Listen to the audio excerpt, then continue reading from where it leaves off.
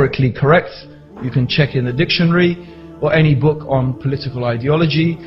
Democracy is a system that claims or teaches that the rule is for the people. The people decide in democracy what is allowed and what is not allowed, what is forbidden and what is not forbidden. This is what democracy means. Democracy means the rule of the people.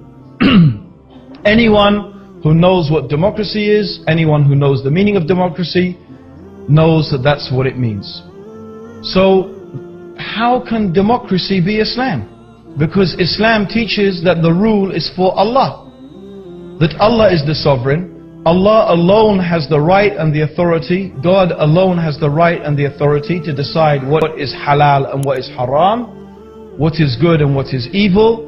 Therefore, whoever attributes and whoever claims that people have that right has made shirk with Allah subhanahu wa ta'ala. In fact, democracy is nothing except pure shirk and kufr of the highest order.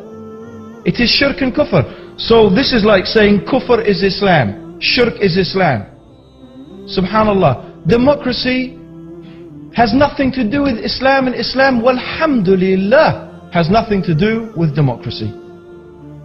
Democracy is a system where any evil can be made allowed. Any evil, you name it. You name the evil. It can be not only made allowed, it could be made obligatory. Homosexuality. Homosexuality can be made not only legal. If they wanted, you could have compulsory lessons in homosexuality.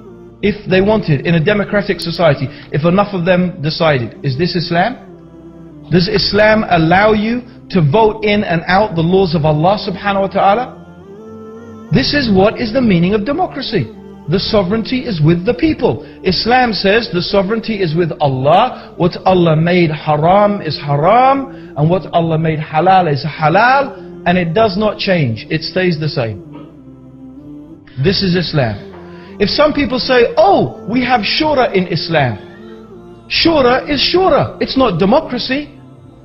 Shura is shura. It's not democracy, it's a different thing. Shura is when a very few, 5 or 6 of the most knowledgeable and pious and trustworthy people amongst the Muslim community come together, 5 or 6 of them, maybe a few more, maybe less, to decide who should be the next Khalifa. This is nothing to resemble democracy whatsoever.